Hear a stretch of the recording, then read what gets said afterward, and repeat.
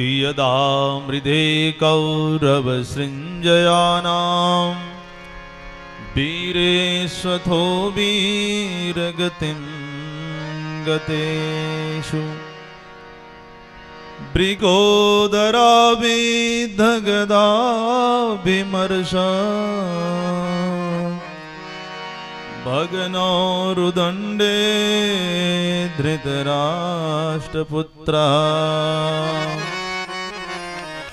भगनोरुदण्डे धृतराष्ट्रपुत्रः। सूत जी महाराज कहते हैं, ऋषियों, बात उस समय की है जब महाभारत का अंतिम युद्ध चल रहा था। अंतिम समय चल रहा था और अंतिम समय में विशाल भीमसेन की गदा ने दुर्योधन का उरुदंड भेदन कर दिया था और मृत्यु को प्राप्त नहीं किया था। सभी असंख्य सैनिक पड़े हैं युद्ध भूमि में, गीध आके झपट रहे हैं और उन्हीं के बीच में अधमरा दुर्योधन भी पड़ा हुआ है। चील कौए आके झपट रहे हैं दुर्योधन को, शायद ये मर चुका है मृत देह समझ करके, और उनको भगाते भगाते दुर्योधन जो है अत्यंत संतृप्त हो रहा है, बहुत दुखी हो रहा है। उसी समय जो है उनके गुरु द्रोणाचार्य का बेटा अश्वत्थामा जो है वहां आ जाता है और मित्र की, उनके तो मित्र थे, परम मित्र थे, मित्र की ये दशा देख करके कहा कि मित्र, मैंने तुम्हारा वो राज वैभव देखा है और आज तुम्हारी ये दशा देख करके मेरे को बहुत दुख हो रहा है। बताओ मैं तुम्हारे लिए क्या कर सकता हूं। लेकिन बुरा ना मानना मित्र, तुमने युद्ध में सेनापति भी उन्हें नियुक्त किया था जो मन से पांडवों की तरफ जुड़े हुए थे, चाहे वो द्रोणाचार्य जी हो, हमारे पिताजी हो, चाहे भीष्म पितामह हो। युद्ध तो भले उधर से कर रहे थे लेकिन मन से वो पांडवों की तरफ ही जुड़े हुए थे। अगर मुझे सेनापति नियुक्त किया होता तो मैं महाभारत जैसे समर को जीत लिया रहता। फिर भी बताओ अभी क्या कर सकता हूं मैं तुम्हारे लिए। का मित्र, मेरे को तो सबसे बड़ी दुख इस बात की है कि पांडव 5 भाई और हम लोग 100 भाई, तो 100 में हम लोग एक भी नहीं बचे, लेकिन 5 पांडव एक भी नहीं मरा। इससे अधिक दुख इस बात की है कि 5 पांडव में यदि एक भी मर जाता तो मेरे आत्मा को शांति मिलती, लेकिन एक भी नहीं मरा। अश्वत्थामा का, मित्र तुम एक की बात करते हो, मैं 5 का सिर लेकर अभी आता हूं। और ऐसा बोल करके चला गया। और पांडव तो जीत चुके थे, युद्ध तो जीत चुके थे, विजय की रात्रि थी। अब उसने सोचा कि रात्रि में कैसे हमला करूं, तो काग उलूग नाय से, जैसे उल्लू रात्रि में कौवा के जिस वृक्ष में कौवे रहते हैं उसमें रात्रि में हमला कर देता है, तो कुछ कौवे मारे जाते हैं, कुछ भाग जाते हैं और उल्लू अकेला विजय हो जाता है रात्रि में। तो विचार बनाता है कि रात्रि में हमला करूंगा, सोते हुए उनको मार करके मैं ले आऊंगा, ये विचार बना करके जाता है। और इधर भगवान से तो कुछ छिपा नहीं है, भगवान सब जानते हैं।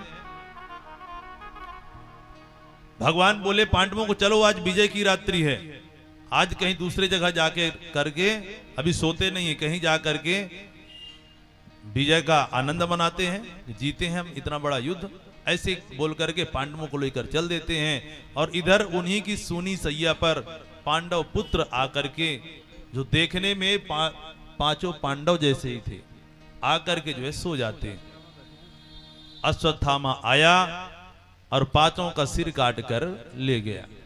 और ये समझ रहा था कि पांडव ही हैं और पांडव पुत्र का सिर काट कर ले गया। बोलो देखो देखो मित्र, दुर्योधन को दिखाया, तुम एक की बात कर रहे थे, मैं 5 का सिर लेकर आया हूं, 5 का। दुर्योधन जैसे ही देखा, पहले देखकर प्रसन्न हुआ, लेकिन जैसे गौर से देखा तो उसको समझ में आ गया कि मूर्ख, ये तुमने क्या किया है, ये पांडव नहीं, ये तो पांडव पुत्र हैं। तूने इनको मार करके हमारे कुल में तो पानी देने वाला भी कोई नहीं छोड़ा।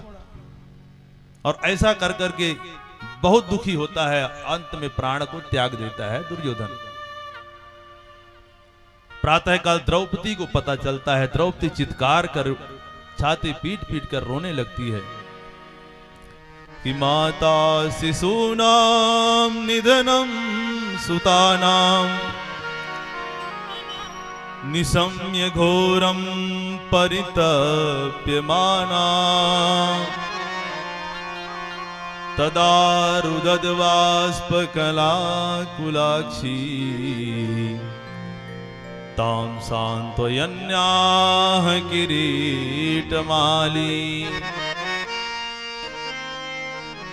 द्रौपदी छाती पीट पीट कर रोने लगती है। अर्जुन को पता चला, गांडी उठा लिए, बोले चिंता मत करो देवी, जिसने भी ये दुष्कर्म किया है उसको मैं तुम्हारे सामने ही मृत्यु दंड दूंगा। तुम्हारे आंखों के सामने ऐसा संकल्प किया और चल पड़े भगवान के साथ रथ में, दौड़ा लिया अश्वत्थामा को और बंदी बना करके ला करके रथ में पटकने लगी। भगवान बोले इसको बंदी बना के कहां ले जा रहे हो, इसको यहीं पे दंड दे दो, मृत्यु दंड दे दो। ये आतताई है कि मत्ता प्रमत्त मुनमत्तम सुप्तम बालम स्त्रियम जडम प्रपन्नम विरथम भीतम नरिपुम हन्ति धर्मविता। बोले धर्मवेत्ता पुरुष जो है बालक को, मतवाले को, स्त्री को, सोते हुए शत्रु को भी नहीं मारते, और उसने तो सोते हुए नन्हे नन्हे बालकों को मारा है। आतताई है, इसलिए इसका जो यहीं वध करना उचित है। अर्जुन ने कहा मैंने संकल्प किया है कि द्रौपदी के सामने ही मैं मारूंगा। भगवान बोले चलो ठीक है, और लेकर के जैसे द्रौपदी के पास ले जाकर के खड़ा किया है, द्रौपदी ने देखी है, जैसे देखी है, द्रौपदी जो है उसके बंधन को खोलने लगी है कि मुच्यताम मुच्यतामीश ब्रह्मणो नितराम गुरु। बोले अरे भैया, बोले क्या कर रहे हो, ये तो ब्राह्मण देवता है, और ब्राह्मण ही नहीं आपके गुरु का पुत्र है, और गुरु का पुत्र गुरु के समान ही वंदनीय होता है, पूजनीय होता है, और आप इसे बांध कर के लाए हो। बोले तुम्हें पता नहीं है कि तुम्हारे सोते हुए 5 बच्चों को जो है इसी ने मारा है, तुम्हें जरा भी इसके ऊपर दया आ रही है अभी? बोले दया तो इसके ऊपर मेरे को थोड़ा भी नहीं आ रही है, दया मेरे को आ रही है तो इसके माता के ऊपर आ रही है। इसको यदि अभी दंड दे देंगे, इसके माता के ऊपर क्या बीतेगी। मैं जानती हूं कि मेरे 5 पुत्र कुछ ने मारा है, मेरे को कितना कष्ट हो रहा है। मेरे को कम से कम मेरे पति का अवलंब, 5 पति हैं मेरे, उनका सहारा है, लेकिन माता कृपी जो है अभी उसके पास पति भी नहीं है।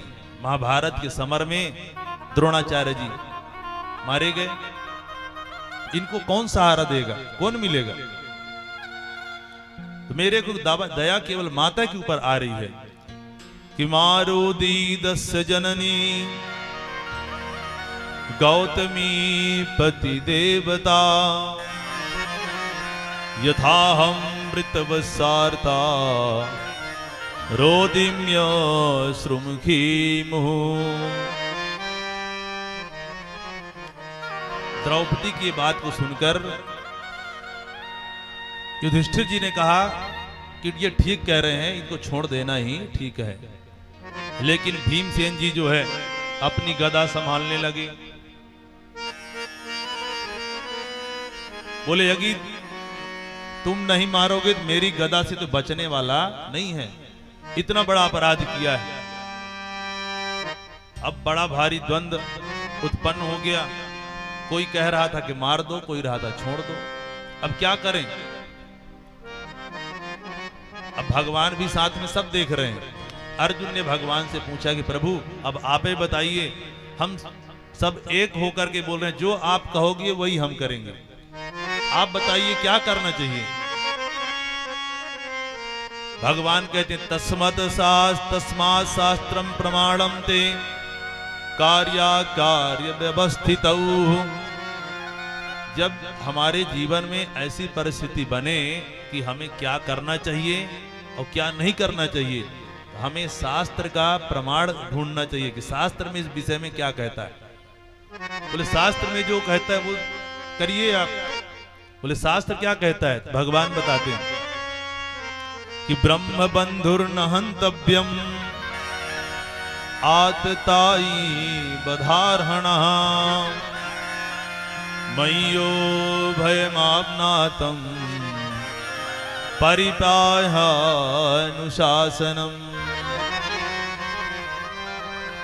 बोले ब्राह्मण चाहे कितना भी पति तो हो, कितना भी पापी हो, लेकिन उसका कभी वध नहीं करना चाहिए।